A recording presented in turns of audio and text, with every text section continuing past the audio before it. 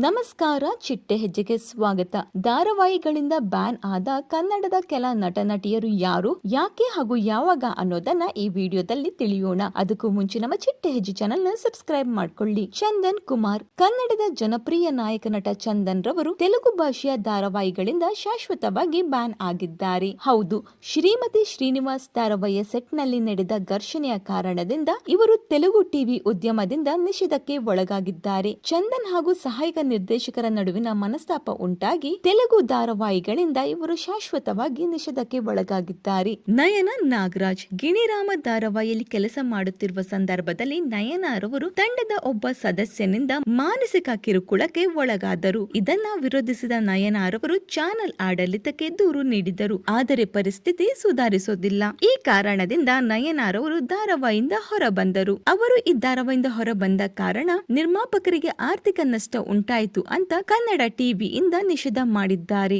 ಪಲ್ಲವಿ ಗೌಡ. ಪಲ್ಲವಿರವರು ತೆಲುಗು ಧಾರಾವಾಹಿಯಲ್ಲಿ ಕೆಲಸ ಮಾಡುವ ಸಂದರ್ಭದಲ್ಲಿ ಒಂದೇ ಸಮಯದಲ್ಲಿ ಬೇರೆ ಬಣ್ಣ ಚಿತ್ರದ ಶೂಟಿಂಗ್ಗೆ ಅನುಮತಿ ಕೋರಿ ತಂಡದ ಜೊತೆ ಮಾತುಕತೆ ಮಾಡಿದ್ದರು. ಧಾರಾವಾಹಿ ತಂಡ ಇದನ್ನು ಒಪ್ಪಿಕೊಂಡು ಕಥೆಯನ್ನ ಅದರ ಪ್ರಕಾರ ಬದಲಾಯಿಸಿದರು. ಆದರೆ ಅಗ್ರಿಮೆಂಟ್ ಪ್ರಕಾರ ಧಾರಾವಾಹಿ ಪ್ರಸಾರ ಮುಗಿಯುವವರೆಗೂ ಇವರು ಬೇರೆ ಧಾರಾವಾಹಿಯಲ್ಲಿ ಕಾಣಿಸಿಕೊಳ್ಳಬಾರದು ಅಂತ ನಿಯಮವಿತ್ತು. ಇದರ ನಂತರ 2 ತಿಂಗಳು ಸಂಬಳವಿಲ್ಲದೆ ಕೆಲಸ ಮಾಡಿದ ಪಲ್ಲವಿರವರು ಬೇರೆ ಧಾರಾವಾಹಿಯನ್ನ ನೋಡಿಕೊಳ್ಳಲು ಇಚ್ಛಿಸಿದರು. ಇದರಿಂದ ಅವರಿಗೆ 6 ತಿಂಗಳಿನಿಂದ 1 ವರ್ಷದವರೆಗೆ ನಿಷೇಧ ಹೇರಿದರು. ಅನಿರುದ್ಧ್. ನಟ ಅನಿರುದ್ಧ್ ರವರು ಜೊತೆಯಲ್ಲಿ ಧಾರಾವಾಹಿಯಲ್ಲಿ ಆರ್ಯವರ್ಧನ್ ಎಂಬ ಪ್ರಮುಖ ಪಾತ್ರದಲ್ಲಿ ನಟಿಸಿದರು. ಈ ಸಂದರ್ಭದಲ್ಲಿ ನಿರ್ದೇಶಕ ಹಾಗೂ ನಿರ್ಮಾಪಕರೊಂದಿಗೆ ಅನಿರುದ್ಧ್ ರವರ ಮನಸ್ತಾಪವಾಯಿತು. ಈ ಸಂದರ್ಭದಲ್ಲಿ ನಾಯಕ ನಟನ ಬದಲಾವಣೆ ಕೂಡ ಮಾಡಿದರು. ಇದರ ನಂತರ ಅನಿರುದ್ಧ್ ರವರಿಗೆ 2 ವರ್ಷ ಕನ್ನಡ ಟಿವಿಯಿಂದ ನಿಷೇಧ ಅಂತ ಮಾತುಗಳು ಕೂಡ ಕೇಳಿ ಬಂದವು. ಆದರೆ ಇದರ ನಂತರ ಇವರ ಮಧ್ಯೆ ಸಂಧಾನವಾಗಿ ಬ್ಯಾನ್ ವಾಪಸ್ ಪಡೆದಿದ್ದರು ಎಂಬ ಮಾತಿದೆ. ಈ ಎಲ್ಲದರ ಕುರಿತು ನಿಮ್ಮ ಅನಿಸಿಕೆಗಳನ್ನ ಕಮೆಂಟ್ ಮೂಲಕ ತಿಳಿಸಿ. ವಿಡಿಯೋ ಇಷ್ಟವಾದರೆ ಲೈಕ್ ಹಾಗೂ ಶೇರ್ ಮಾಡಿ. Thank you.